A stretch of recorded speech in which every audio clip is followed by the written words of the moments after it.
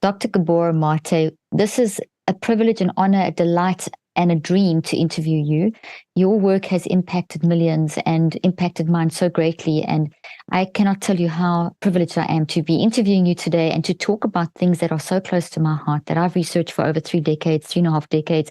To have someone like you in front of me to discuss these really important topics is a tremendous honor. Thank you for who you are, the work you do, and for joining us today.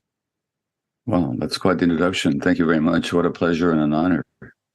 Well, I have in front of me your book, your latest book, which congratulations hit the New York Times bestseller. And I'm not at all surprised. The Myth of Normal. And I mean, just the title is so captivating. So I have so many angles that I want to go down because we talk about so much of the same kind of thing. I'd love you to start with your backstory. Just, you start where you come from, what your past is, a little bit of that, and how your story starts with you landing at the airport. So you can take that from wherever you want with your, because it launches us into this whole concept we're going to be discussing today. Well, I'll begin with the airport story and then track back to my infancy and really highlight how our responses to life are so much programmed by our past and the way our mind interprets events. So we tend to react not to what happens, but to our perception of what happens. And those perceptions are conditioned so much by our past and even the past of previous generations. So you have to understand, this is when I was young and stupid at age 71, 8 years ago. And I arrived back in Vancouver, British Columbia, where we live, after a speaking trip to the States. It was a successful trip, a good flight. And when I land, I get a text from my wife who had promised to be at the airport to pick me up. And the text says, "I haven't left home yet. Do you still want me to come?" And my response is to go into a deeply hurt state and actually a rage. And when I take the taxi home and I walk into our house, I barely even look at her. And I keep that up for 24 hours. So she finally says, "Knock it off already." And so I did. But now, of course, what was I so upset about? I've only known for multiple decades that my wife, when she's an artist and she's in a studio and she's painting, she forgets everything, so that's all that happened. But what happened, of course, is that an implicit memory of abandonment got triggered in my brain, in my mind. Because I was 11 months old, as a Jewish infant in Budapest, Hungary, my mother gave me to a total stranger in the street to save my life. And I didn't see her for 6 weeks or 5 weeks, and after I did see her, I didn't look at her for days. And that's what young children do. Separated from their parents, on reunion, the child's mind says, you were so hurt by that abandonment that you will not make yourself that vulnerable again. So there's this avoidance, withdrawal, reaction. Now, clearly I wasn't reacting to my wife in the present moment. I was reacting to my brain's automatic unconscious interpretation of her not showing up as an abandonment, and I was reacting like a 1-year-old baby. And that's the impact of trauma, is that we have trouble being in the present. We're actually reliving the past without intending to. And this shows the power of the mind, that the mind imposes its interpretation even on the most benign events. And those interpretations tend to be conditioned by the most painful experiences that we've had. Now, you've had some very painful experiences growing up through I don't want to give people your story. Can you tell us just a little bit more about what your background? You're a physician, but you also went through the Holocaust. Would you mind talking just a little bit about that so people have that context? Sure. Well, so as an infant, I survived the genocide. Hungary was occupied by the Germans 2 months after I was born, and that was the last country where the Jewish population was still intact. And within 3 months, the Germans exterminated 500,000 Hungarian Jews, including my grandparents in Auschwitz.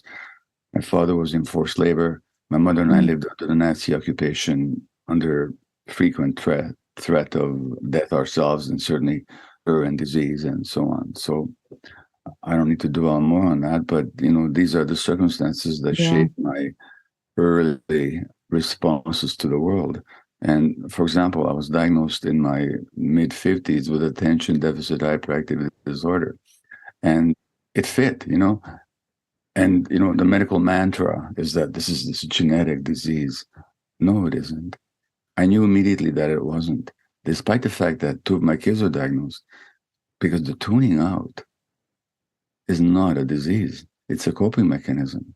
It's a coping mechanism that the brain invokes when the circumstances are stressful and there's no escape and there's no altering the situation. So there I am as a infant under those dire circumstances.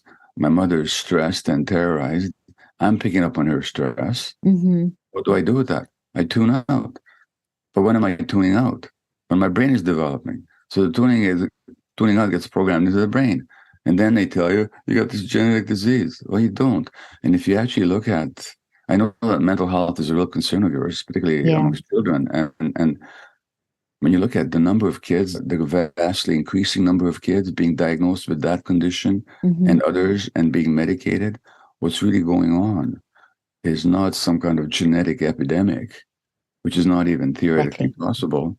What's going on is that the parenting environment has become so stressed that it's actually in its culture, that it's actually affecting the developing brains of infants and young children in negative ways, which then means that they're diagnosed with this or that medical disorder, where all that's happening is that their development is being distorted by the environment.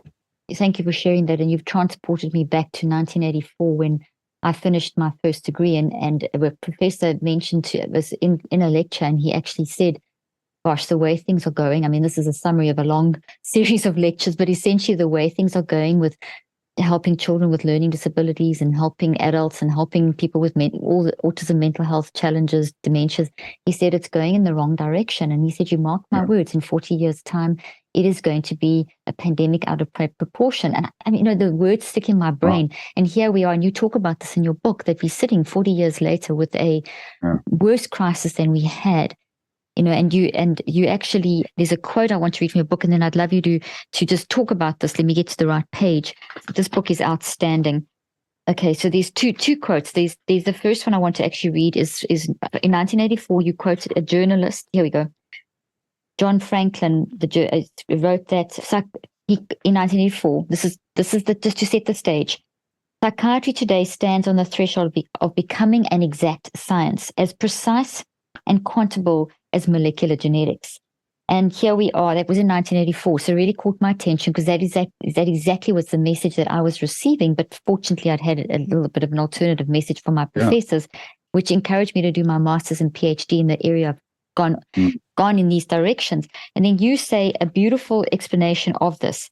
You say that as with the ultimately unfulfilled promise of the genomic revolution to explain health and illness, the initial enthusiasm for the prospect of science-based psychiatry was virtually unbounded. And nearly 40 years later, we are no closer to crossing this imagined threshold. If anything, we are further away. And I mean, there's a million things I could read from your book, because every line is filled with wisdom that just is so true. Would you mind just talking a little bit to that based on the example that you gave?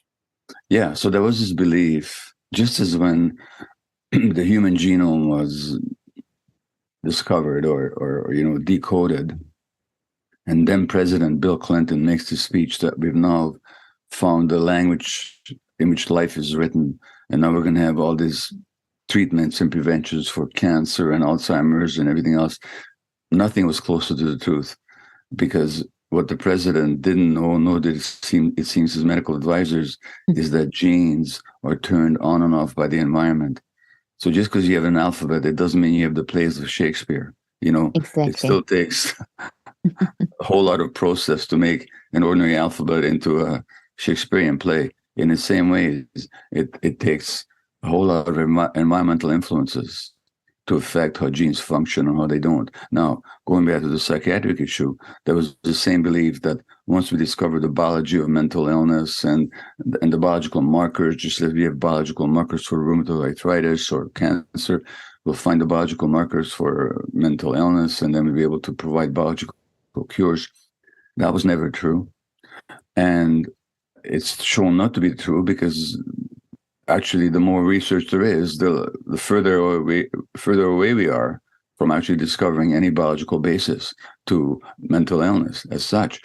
And partly that was a scientific hubris, arrogance, but it was something else as well, because Freudian psychology had made lots of mistakes, but at least it understood that the unconscious governs a lot of our behaviors. Exactly. And so Freudian psychology was directed towards uncovering or unveiling that unconscious. It wasn't very good at it, but it made a lot of false assumptions. Yeah. But at least they were digging in the right minds. Direction. Now, then in the 1950s or so, we discovered these psychiatric medications that all of a sudden can make a dramatic difference to people's depression and so on. Well, that opened this door to all this biological research, but something else happened. What happened was that the psychiatric profession realized that if things are biological to be affected by medications, and since as doctors, they're the only ones that could prescribe medications, now they have a monopoly on treatment. It's a way of displacing psychology. So it was a deliberate push on the part of the American psychiatric organizations to establish a biological view of things, because that would give them the power and an advantage over psychologists who couldn't prescribe medications. The long and short of it is that there's no evidence whatsoever that any mental health condition is caused by any gene. There's no gene that if you have it, you'll have a mental illness, that if you don't have it, you won't. There's no group of genes that if you have it, you'll have a certain mental illness, whether it's ADHD or psychosis. There's no group of genes that if you don't have it, you can't have those conditions. The most they've discovered is that there might be a large group of amorphous group of genes. The more of them you have, the more likely you are to have any number of mental health conditions, which means that these genes are not for mental illness at all. They are for people's susceptibility to the environment. And the more susceptible you, in other words, sensitivity. There was a study, I think it was in New Zealand or Australia. They looked at aggression in a population. They found that if you had a certain gene variation, you were more aggressive than others, or less aggressive than others. So same gene, either more aggressive or less aggressive. But the gene could not have been for aggressivity. We know what it was for: sensitivity. And those kids that were well treated, they became less aggressive. Those that came from dysfunctional homes became more aggressive, because the more sensitive you are, the greater impact the environment has. And all these kids being diagnosed these days, most of them are the sensitive canary in the mine kids who are being affected by the stresses in their environment, and their brain development is affected. This begins already in the uterus. And so that what we have here is an epidemic of stress that's causing an epidemic of mental health challenges amongst kids. And the New York Times 5 months ago had a front page article. This teenager was on 8 to 10 different psychiatric medications. They should maybe be on one, if at all. But 8 or 10 medications, that's a complete bankruptcy of psychiatry. Of a system. Yeah, of the system, yeah. Yeah, it's heartbreaking, and thank goodness more and more people are talking about this. And so just so that people understand, this disease model does not solve problems because it isolates the individual, and you're very much all about the environment. And all the research, even quantum physics, talks about the fact that it's not about you, it's about you and your environment. Epigenomes are the things that make the genes work. So this whole thing of taking a person out of the environment and isolating it to some neurobiological underlying deficit as per diagnosis implication is not a reality, and it takes away people's hope. You comment in your book about how that initially might be comforting for the person, but it's not the solution. I always talk about it as an empty gift. Initially seems like a great gift, but it's actually an empty gift, because then what? Can you talk a little bit about that and the hope, and how we should be looking at the impact of the environment, and how we're having a normal response to abnormal situations? Well, taking in my favorite example, attention deficit hyperactive disorder, ADHD. By the way, I'm proud to tell you that that's the first book I wrote 24 years ago. Yes. It's Scattered Minds. It's just been republished in the States, and next week it'll be number 10 in the New York Times. I saw that this morning on your paperback list. Unbelievable. A 24-year-old book. Now, well done. Congratulations. I saw that this morning. Thank you. Shows you. Very happy to boast about it. But in any case, and when I first published it, nobody paid attention. And I thought, oh my God, why don't they see reality? I had this naive idea that people just need to see the truth, and they're all going to say, "Yeah, this is fantastic." Well, it took 24 years. In any case, so these diagnoses, they don't explain anything. So Gabor has ADHD. How do we know? Because he's got difficulty being still. He tunes out a lot, and he's got poor impulse control. Okay. Well, why does he have poor impulse control, difficulty being still, and tune out a lot? Because he's got ADHD. How do we know he's got ADHD? Because he's got difficulty sitting still, and he's got poor impulse control, and tunes out a lot.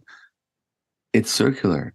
You know, Caroline maybe has depression. How do we know she has depression? Because she has a low mood, and she socially isolates, and she's got negative moods. Why does she have negative moods, and etc.? Because she's got depression. So these diagnoses, tautology. It's a complete tautology. They don't explain a thing. They describe things. And that may be helpful to describe something. But for explanations, no, that's the first thing that medicine does, is it confuses these descriptions with explanations. The second thing they do in medicine, this is true in whether we're talking about illness of the body or mind, they separate the separate organ from the individual. So depression, ADHD, they're diseases of the brain, and well, no, that's not what actually happens. They're not diseases of the brain. They're processes that affect the brain, but the processes involve the person's entire life from in utero onwards. We know already that stresses on pregnant women can affect the future mental health of their children in biological ways. In other words, the biology is actually affected and shaped and influenced by our psychological experiences, our emotional connections, and our social circumstances. Now, let me take a segue here for a minute. There was an article I just read this morning in last Sunday's New York Times about Black people giving birth to the United States. Rich Black women have worse outcomes than poor white women in terms of birth, and their babies are more likely to die. It's got nothing to do with social. It's got no social status does make a difference. Rich white people do better than poor white people, but racism itself is a factor. There was a study recently, just a few weeks ago, that in the aftermath of an episode of racism, there's more inflammation in a person's body. And studies have shown already that previously that the more experience of racism a Black woman experiences, the greater her risk for asthma, which involves an inflammation of her airways. In other words, separate now, which begs the question: is her asthma the disease of some discrete organ, her airways, or is it a social malaise? You can't separate the two because the mind affects the body. And the mind is affected by our social relationships, by our whole culture. In other words, the only way to, then if you look at, well, why in Canada, in my country, does an Indigenous woman have 6 times the rate of rheumatoid arthritis, where the Indigenous population used to have no rheumatoid arthritis at all? Why? Because you can't separate the mind from the body, and you can't separate the individual from the environment. So the only way you can understand illness, most illnesses, there's some rare exceptions, but the only way you can understand illness is by looking at the entire environment in which an individual grows up. And that includes the culture and the multi-generational family history as it impacts the developing individual. I know you're retired, but you're a practicing physician for years. And you talk, even in the book, you comment on how a medical student and physicians and psychiatrists don't really get training in the mind. And your focus is looking at the person in the environment, and you talk about the mind as being a priority, like the first cause. And when I read that about your work, I think, wow, finally I'm justified in saying what I've been saying that for so long. And and you practicing, you seeing this, you saw this for years in your practice. You quote, and I want to get the page here. You quote Buddha, and I just thought this was a phenomenal quote. If I may read it, on page 365, everything has mind in the lead. Has mind in the forefront, is made by the mind. And I mean, that's just, you go on to say a whole bunch of other incredible things. We can do nothing about the world that created our mind, the world that created our mind that may have instilled in us limiting, harmful, untrue beliefs about ourselves and others. However, here's the good news. We can learn to be responsible for the mind with which we create our world moving forward. The capacity to heal is born of the willingness to do just that. And it's a moment by moment thing, not a, and you just say so many incredible things. And I want to read one more thing and then just hand it over to you. You say the essential shift transpired when you give some stories of your patients and stories of people and your own experiences, but you make a comment here that's very powerful. The essential shift transpired not in people's circumstances or histories, which we've got to acknowledge it's their story, but in how they related to them. So I understand your work as being we cannot separate the person from the world. The world impacts the person. So via the experience, via mind, into brain and body, and then feeding back. And this is it's a cyclic route. Okay. So that's how I understand your work, because that's how I understand my work. And what you've said so clearly here is that the experiences are on a continuum. You talk about continuums as well of trauma, which I'd love you to address. But you talk about the fact that the traumas happen. They're on a continuum, but it's what we do, our reaction to them. That's where the real trauma lies. There's the traumatic experience, but it's how we deal with it. And so, and mind drives the process. Okay, so I've laid the foundation, set you up. Now take it from here, because I know there's a lot you could say about this.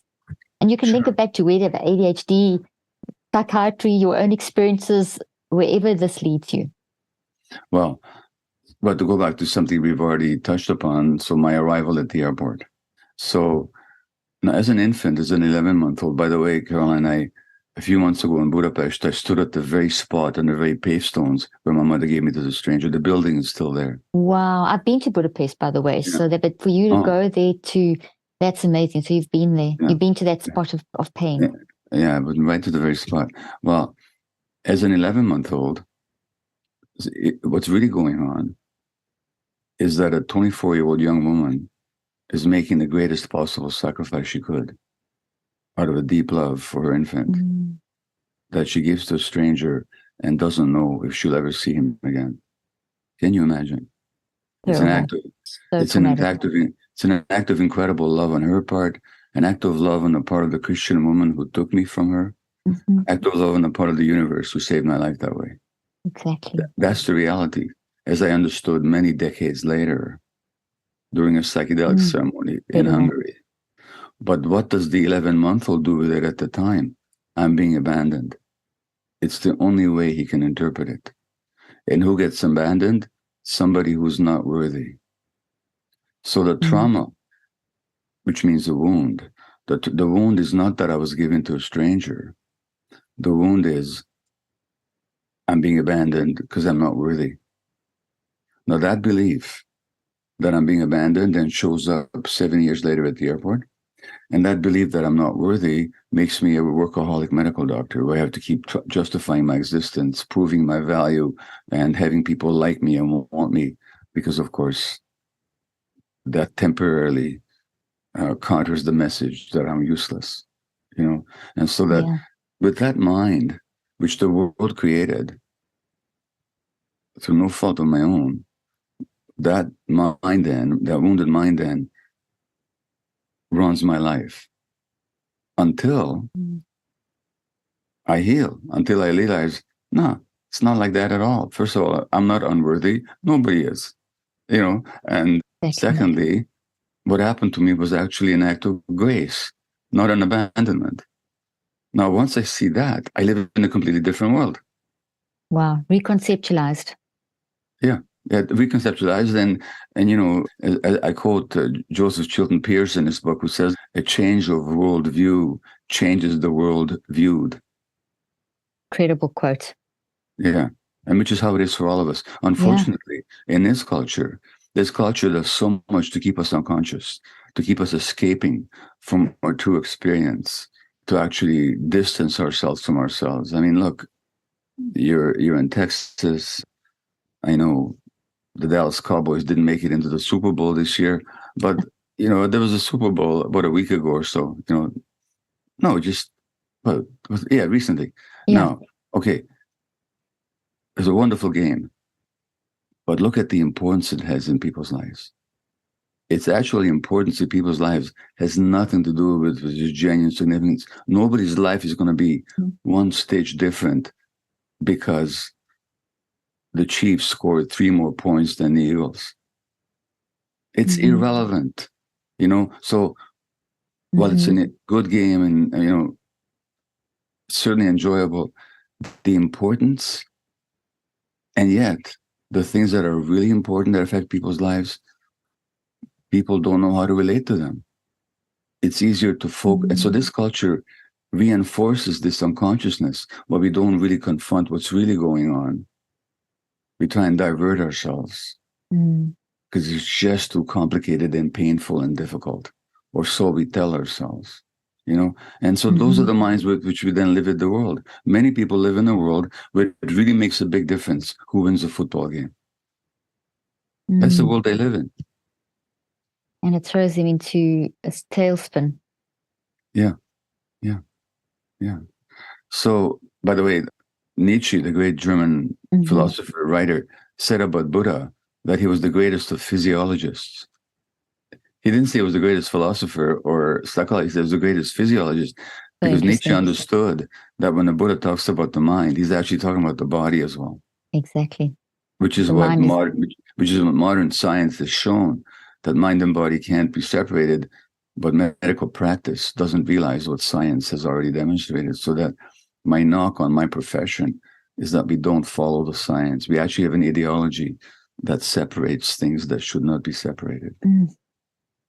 And that's where the problem comes in, because every specialist, every person who's doing something, whatever you're doing, is you're working together in the community, and the community aspect goes. So in terms of just, I mean, that's a broad statement, but coming back to your comment about, you've seen this in your work, you've seen this with patients, you've seen that you can't just say that that's the symptom and treat the symptom. And it doesn't mean that you're not paying attention to the symptom. It's obviously affecting the person. You want to give them a sense of, relieve the pain physically if it's an illness, and mentally if it's that mental pain. So by saying it's a disease actually takes away a massive part of the honor of the person's story, versus Right. the just saying, oh, it's a disease, it's this, and it's something wrong with your brain. That doesn't help a person long term. It makes things worse. And we know that from the research. We know where we're sitting today with 40 years later, where that philosophy's really messed things up. And the whole, as you gave the example of ADD and ADHD as well, that doesn't help. So some of the work I've done, we've been looking directly at when someone manages their mind, feel in terms of like recognizing their story and working through it and giving themselves a permission to be a mess and experience and process and reconceptualize, like you said. We see immediate changes in information, like literally in days and weeks, and changes in brain physiology. But those are the responses. But we're in a world that's looking at the external or the physical responses and saying that that's the source, but the source is in the story. And you talk about that beautifully throughout the book in terms of trauma. Can you talk about the continuum idea, and a little bit more, maybe we can talk a little bit more about children and parenting? There's a couple of questions I wanted to ask you about some of the things around children, but let's talk about a little bit more about trauma and how we should be a more trauma-informed society, because there's quite a lot of debate around that. And people say, if you say that, then you overlook someone who's really gone through something huge. But you talk about trauma on a continuum. So could we transition to that? They used to debate whether the earth was round or flat as well, but the fact that there's a debate sometimes only shows how backward our thinking is. It doesn't speak to the merits of the situation. It speaks to the lack of awareness of the people engaging in the debate, Very good point. When you were speaking just now, I was reminded of a young man I know who had a very severe stutter. He was convinced that he had something neurological wrong with him, and he had speech pathologists working with him when he was a teenager. They were all about the mechanics of speech. But I knew this family, and I saw this young man as a adolescent, just before adolescence, undergo some trauma. And I knew that his speech impediment was not some fixed biological entity expressing itself, but it was his trauma response. Now he is a very well-known broadcaster who speaks totally articulately and without hesitation, because he's dealt with his trauma, the blockage. He found his voice, in other words, and it's just one of so many examples I could tell you. When we focus on the mechanics and the strict biology rather than looking at the whole person, in the environment. Trauma, as I said earlier, the meaning is literally a wound. It's a Greek word for wound or wounding. So trauma is a psychological wound that hasn't healed and therefore affects us in our behavior, our physiology, and our psychology until we come to terms with it. And it can show up in the form of mental health conditions like we've already talked about, or it can show up in the form of physical illness. And there's a lot of research. Well, first of all, there's my observation as a family physician, and then working in palliative care with dying people, and then working with severely addicted people, that all of these conditions, well, I use the word all, the vast majority of these conditions can be traced back to life experiences under traumatic circumstances. And I say most of them because there are a few genetic diseases. There's one that runs in my family, muscular dystrophy. If you have the gene like my mother did, you'll have the disease. But those are very rare. Most chronic conditions, like autoimmune diseases, rheumatoid arthritis, multiple sclerosis, lupus, chronic fatigue, fibromyalgia, colitis, eczema, psoriasis, most chronic asthma, migraines, I could go on, endometriosis. These are related to life experiences and stress and trauma. And there's a lot of research on that. There was a report out of Harvard 3 years ago that showed that a woman with severe post-traumatic stress disorder has double the risk of ovarian cancer. And the milder the symptoms of the PTSD, the less the risk of ovarian cancer. Now, if that was the only study ever done, it should have sent every physician in North America and around the world running to figure out what's the connection between mind and body.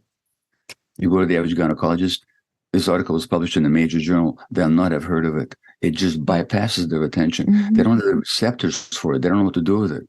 So they don't even understand it. You go to a cardiologist, a rheumatologist, lots of studies that show no relationship between trauma and stress and rheumatoid arthritis. Lots of studies. Very established research. You know, you go to the average rheumatologist, they'll never ask you about stress or trauma in your life. They'll give you the medications. By the way, what medications will they give you? Steroids, which are stress hormones. And we never ask ourselves, oh gosh, we're treating everything with stress hormones, whether it's psoriasis or eczema or asthma or colitis or Crohn's disease or lupus or rheumatoid arthritis or multiple sclerosis. We're treating everything with stress hormones. Does stress maybe have something to do with this? We never ask ourselves that because in medical education, these links are never highlighted. The average physician does not get a single lecture on trauma, despite all these established, documented connections. So, unfortunately, there's so much more we could do for people. We had a slight technical problem. Our new studio system crashed, so I apologize to all my viewers. It's now converted to just audio. We had as I said, a frustration. As Gabor explained, this is not a trauma. This is a frustration, and how we react to it will make this traumatic or not. Now, it's not. We are going to still hear the incredible wisdom of Gabor, and in continuing this interview, but you'll only be able to hear it. But at least we can still get this incredible wisdom. So, Gabor, thank you for your patience. Technology is always a frustration, but at least you've managed to reconnect, and I appreciate you hanging in there. We were talking as our technology issue happened on our side, we were talking about the fact that physicians are just not trained between the mind-brain-body connection concept, even though this is such an established fact in literature and in the science and the research. It's the area that I've been researching for years. I'm still doing current trials on this whole connection. And if this is so evident, if there's such a strong body of research and people even get given, as you said, stress hormones for things like rheumatoid arthritis and so on, we know that there's a connection, but somehow still people, physicians and a lot of psychiatrists, psychologists are not always making that connection. That's kind of where we ended off. So pick up from there. So here's the remarkable that, say, breast cancer in women, there was a physician 2,000 years ago who made the connection between emotional states and breast cancer in Rome. His name was Galen. In 1870, there was a British surgeon called James Paget, who was considered a pioneer of modern medicine. There's still a disease of the breast called Paget's disease. He made the connection between women's emotional states and the outcome of breast cancer. Wow. In 2022, the New York Times had this breathless article. New research shows there's a relationship between breast cancer and a woman's emotional states. This wasn't new research at all. It's been around for, James Padgett talked about it 150 years ago. All kinds of research has been done on it. I published it in this book. In 1870 or so, the first neurologist to describe multiple sclerosis, Jean Martin Charcot, one of the pioneers of modern neurology, in fact, is considered the father of modern neurology. He made the point that multiple sclerosis is an outcome of stress. Lots of research since then has documented that.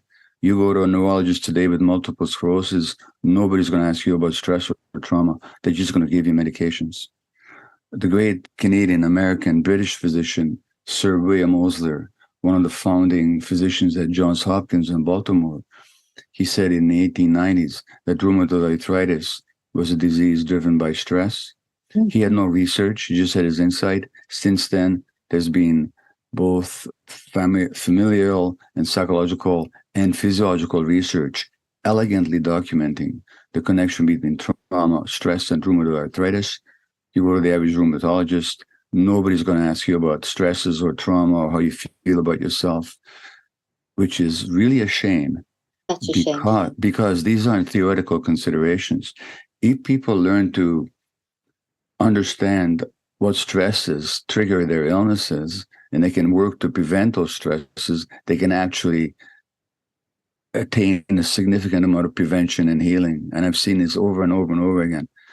And yet, the average physician, just as you were saying, doesn't get a single lecture on this in all the years of medical training. And the average physician doesn't hear a single lecture on, for example, the relationship between childhood trauma and adult mental illness, despite the fact that, as one British psychologist pointed out, the links between childhood trauma and adversity and adult mental health challenges has been strongly established scientifically as the link between smoking and lung cancer. Exactly. And the average doctor never hears a single lecture on this. It's hard for you. People listening to this might think either this guy's crazy or there's something terribly wrong. I'm telling you, there's something terribly wrong. Well, I can back you up. You're definitely not crazy. I've seen this in my own career, and as you say, through our observations, two people's observation, but it's established in the literature. Yeah, and so my demand to my profession is simply, let's get scientific about this. Let's look at the science, and that means we would treat people very differently. It would mean that the person is actually empowered to examine their own history and their own narrative and their own worldview and help to gain some agency over what happens to them, rather than just being the passive recipients of health care. And look, as a Western-trained physician, I have the greatest admiration, respect, and appreciation, and even awe at the achievements of Western science and Western medicine. So this is not a rejection. It's just a request that we broaden our perspective. That goes to changing the training of physicians. I personally have trained a lot of physicians over the years, and it's always been an astounding comment that they always make, but we weren't told this about the mind. So that's kind of amazing. But yet, if you think of it, 95% of prescriptions for mental health issues are written by primary care physicians. So people's first port of call, they've been led to believe, hey, you don't feel good in your emotions, so therefore go to the doctor and get a pill. And so that, as you say, you're not knocking the Western society, you're not knocking the Western society's medical training, you are a medically trained physician, you're making an appeal to the system.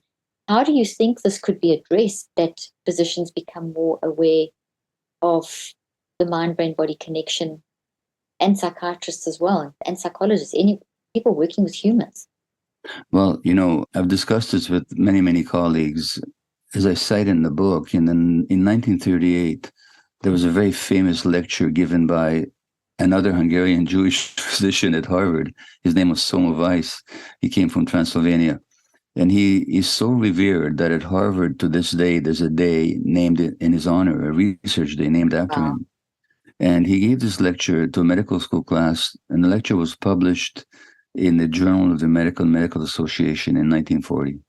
And Semmelweis said that emotional factors are as important in the causing of illness as physiological factors, as biological factors, and they must be at least as important in the treatment.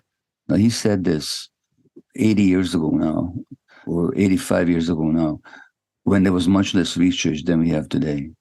Now, despite the fact that they still honor his memory by a research day in his honor, a leading physician at Harvard told me 4 years ago that to talk about mind-body medicine at Harvard today is still to jeopardize your career. And this guy is a psychiatrist, and is the head of a department at Harvard. And that makes no sense.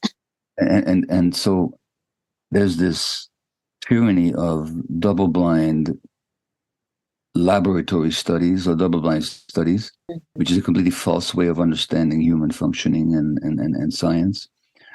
There's the fear of physicians themselves of their own traumas and their own emotional states, which makes them very reluctant to, because through medical training can be very heavy and even traumatic for a lot of people. We know this, and so one way to deal with it is not to deal with it, just to focus on the biological facts.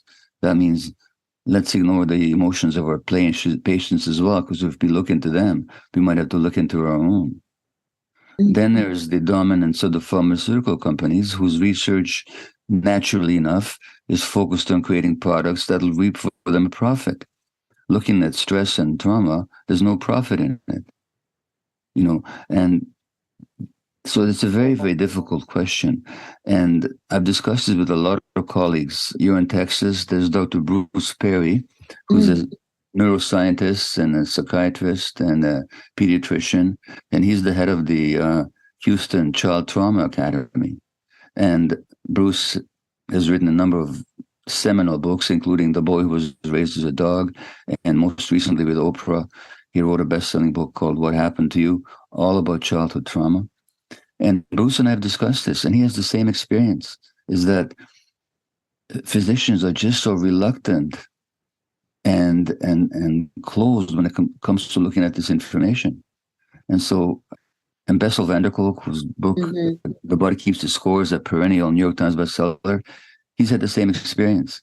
So that what I'm saying is there's tremendous resistance, and that resistance is not an intellectual one, because on intellectual grounds, the case that I'm making is very straightforward. Yeah, absolutely. This resistance is emotional. I think I'm not talking about individual physicians here. I'm talking about medicine as an institution. I think they're afraid to open up an area that they don't feel comfortable with. So how to overcome that? Well, you're doing it. I'm doing it. We just have to keep talking about this stuff. And there's a reason why these books are by myself and Bessel and Bruce are bestsellers, because the public is so hungry for this information, as I think your public is as well. So that I think it's going to come from public pressure. Yeah, I tend to agree with you. As you were talking, that's exactly why we have this wonderful medium now of podcasting and social media, in the sense that from a grassroots up, people are challenging the current system because it's not working. It's not solving the problem. It's making things worse. And our instincts as humans is coming out. You used the story in the book of the Saturday Night Live guy, Donnell Hammond, and how he was, you give his whole story about how he was over-medicated and, all kinds of the whole story, and how he landed with a psychiatrist who said, actually, it's your story. That's the important thing that you have to get back to. And, that kind of summarizes, I'm just trying to find the doctor, he ended up going to Dr. Nabil Kotbi, and who spoke about the fact that it's a story, and in that story you had no power. And do you want to talk a little bit about that? Because that's kind of where we need to be able to, it's almost like we need the expertise of medicine, but we need the expertise of understanding the link between the mind and how it impacts the brain and the body. Otherwise, how do we help someone? Can you talk a little bit about that story? Absolutely. So Daryl is a very well-known comedian. He had more appearances on Saturday Night Live than anybody else, I think. He was also had his substance use issues and mental health issues. And over the decades, He went to something like 30 or 40 psychiatrists, was given a whole lot of diagnoses and a whole range of medications. None of them made any difference at all until a psychiatrist finally said to him, I don't want to call what you have as a disease. Something happened to you, you know? And Daryl said, yeah, there's a story there. And in that story, I was the only one without any power. Because where it all began was tremendous abuse that he had endured in childhood. And nobody asked him about that until this one particular psychiatrist 30 years later. And Real. that's actually in Vancouver in a few weeks. I'll be leading a workshop with an American colleague of mine whose name is Louis Mel Madrona. And Louis is a part Lakota American, and he's a physician and psychiatrist, all about the power of narrative.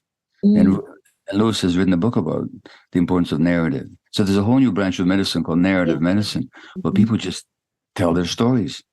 And telling their stories, they hear themselves, they actually get to understand themselves, and they get heard by others. And that act of getting in touch with yourself and having that witnessed and validated by others, that itself is healing. Exactly. You know, and indigenous traditions have always known this. Yeah. So for all the achievements of Western science, which again, we acknowledge and celebrate, if we only added the indigenous wisdom to it, which is all about context and relationship and story. So what if we joined the technological insights and accomplishments of Western medicine with that indigenous wisdom of connection, story, and belonging? We would have an incredible medical system. Oh my goodness! And we would have humanity that is starting to feel like they're human again.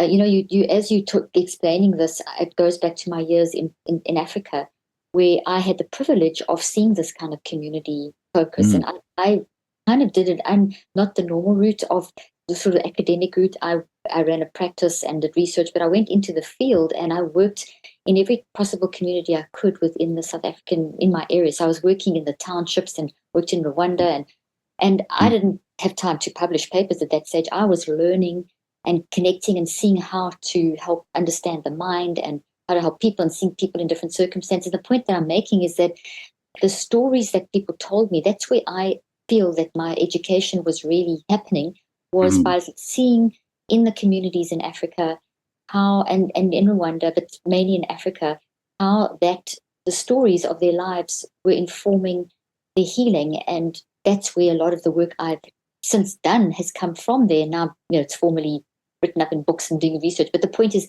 as you say, the story, the narrative, that is vital in this component. Speaking of South Africa, there was a very interesting study I ran across when I wrote a previous book of mine called When the Body Says No, on the mind-body connection. This is from South Africa. It showed that when Black people leave their villages and go into the townships because they were seeking jobs and so on, the rate of rheumatoid arthritis went up. Wow. In other words, when they left their communities in a sense of belonging, where their stories were heard and shared, and where they had all these connections, and they went to the hopefully economically more promising situations in the cities, but all of a sudden they were more isolated, bereft of community and contact, the rate of inflammation in their joints and connective tissues increased. This is a South African study. Wow, that's amazing. Several decades ago.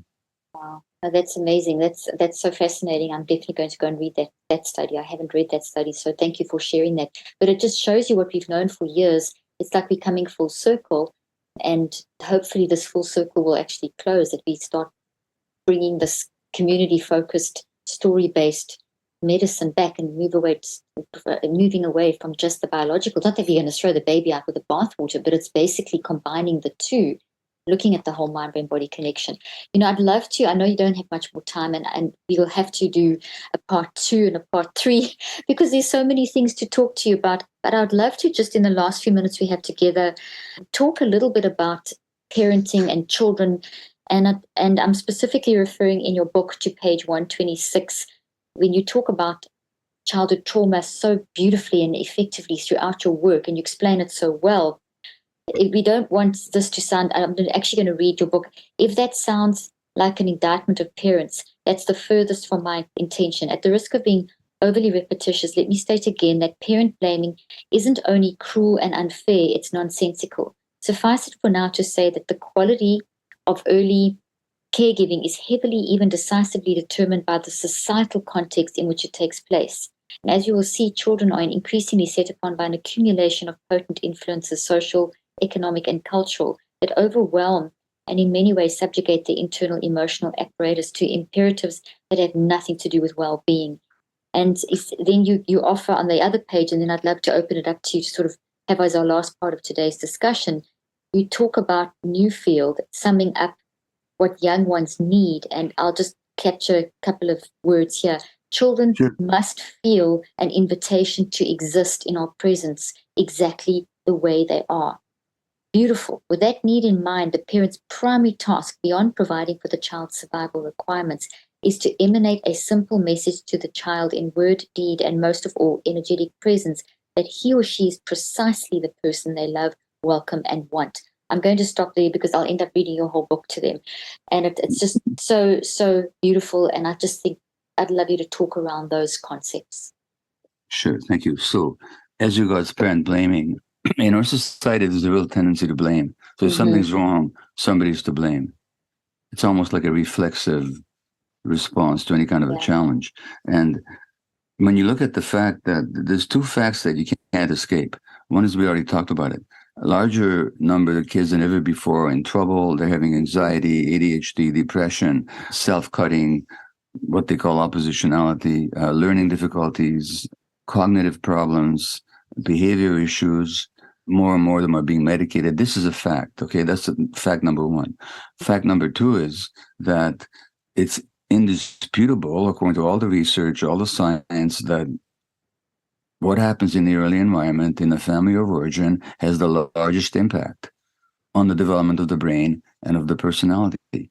That's also true, which then may lead us to blame parents for the burgeoning epidemic of childhood disorders. And that blame is totally unscientific and inappropriate and cruel, because parents are doing their best under very difficult circumstances. Exactly. We were never meant to parent in isolated nuclear families. As a creatures, as a species, we evolved over millions of years, living in small communities where all children lived around all kinds of adults, exactly. Where children were with the parents the whole day, where they had multiple playmates of different ages, where they were out in nature, spontaneous free play, and where the whole community took care of the child. That's how we evolved as a species. Now, under the pressures of modern living, we've lost all that. And parents, and in the richest country in the world, the vast majority of people are 2 paychecks away from bankruptcy, which means that people are living under economic stress and all kinds of uncertainty. And that affects the development of the children. We're not blaming individual parents here. Furthermore, when parents are traumatized, as many people are, they unwittingly pass on their traumas to their children, just like I did. I didn't mean to, but I did. So, just to quote a great scientist, Dr. Jack Shonkoff at the Harvard Center on the Developing Child, he said that you can't say that parents are incredibly important in the lives of their children, yet if there's a problem, it has nothing to do with the parents. But the truth is, he says, parents don't raise their children in isolation from society. And that's why I insist on looking at the culture rather than blaming individual parents. That's the first point. The second point is that we talked about trauma and as being a wound. And children can be wounded in 2 ways. One, if bad things happen to them that shouldn't have. I shouldn't have been given to a stranger, ideally. No child should be. Yeah. No child should have to live through an earthquake. No child should be sexually or emotionally abused or physically hit. No child should have to live with a parent who's alcoholic or traumatized. Shouldn't, ideally, not for their needs to be met. But there's another way you can wound kids, which is not just by bad things happening to them, but by the good things that should happen not happening. And this is where you're quoting my friend, the brilliant psychologist Gordon Neufeld, who talks about the irreducible needs of children.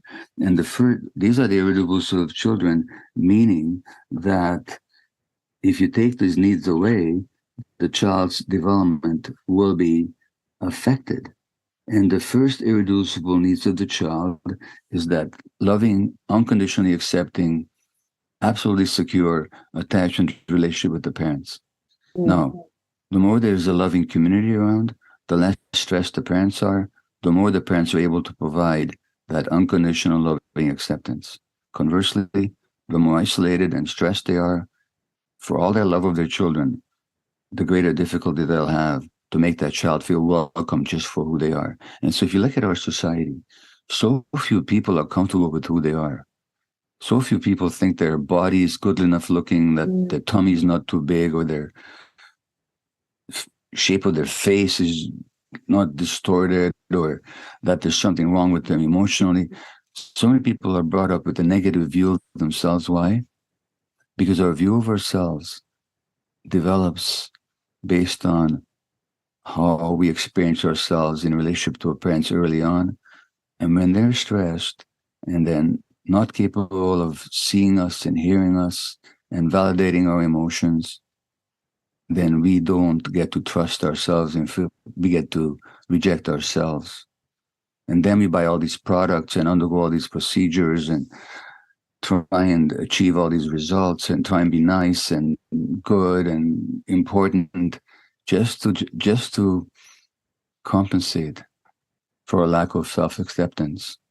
And this society is full of products and activities to substitute false acceptance and false self-importance for genuine, authentic self-esteem that can only come from a safe, accepting, unconditionally loving parenting environment. And again, I'm not talking here about how much parents love their kids. I know how much I love my kids. It was infinite. But I also know that as a workaholic doctor trying to justify my existence, I couldn't show up for them the way I needed to show up. And you talk about that in your book. You're very vulnerable. You talk about how I think it's your third son, you talk about battled, and then when your wife was pregnant with, I think it was your third or your fourth child, That's I'm not sure. You do talk about this in the book. Yeah. So what I'm saying here is just to, complete my response is that on the one hand, the early parenting environment is absolutely crucial. On the one hand, on the other hand, parents can't be blamed. This is the culture. I mean, look, in the United States, 25% of women have to go back to work within 2 weeks of giving birth. That means that's a massive abandonment of infants. Yeah. They can't help it because economically they must. But what does that do to the child? It means it's an abandonment.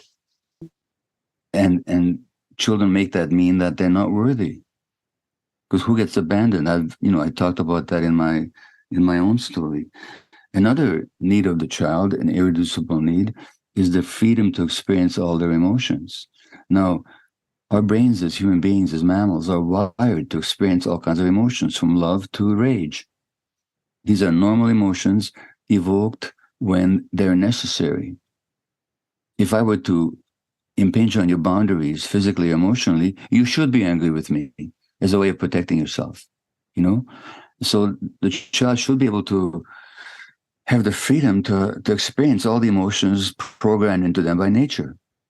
But in our society, so many parents are told, oh no, you have to control the child's emotions and behaviors. So children never get the sense of being accepted. And I'm not talking about permissive parenting. I'm not talking about allowing destructive behavior or aggressive behavior. I'm talking about seeing, recognizing, and validating the child's emotions. If we knew how to do that, a lot of people would grow up mentally and emotionally healthy. But we don't know how to do that. In fact, a lot of parenting advice is designed to suppress kids' authentic selves. And that leads to lifelong suffering. So glad you said that. And the way you answered this question was just incredible. And I'm so glad you said that. And you really encouraged me, because I have a book coming out in a few months on how to help parents help their children with managing emotions in their mind and mental health. And it's so important. Years I've been working in the field. So Thank you for your encouragement. I hope you send me a copy of your book. I will definitely send you a copy. I'll make sure I'd love your input. So thank you so much. So Dr. Maté, I know you want to be called Gabor. I just want to say that this has been a privilege, a delight, and a part one. And I hope that you'll come back. And sorry about our technology. I hope you'll come back and share more of your wisdom, because I don't believe we've even touched the tip of the iceberg. It's been incredible. Thank you for your work and thank you for your time. And really, I cannot wait to speak to you again. Well, likewise, I'm very happy to come back. So thank you for having me today, and all the best to you. Thank you so much.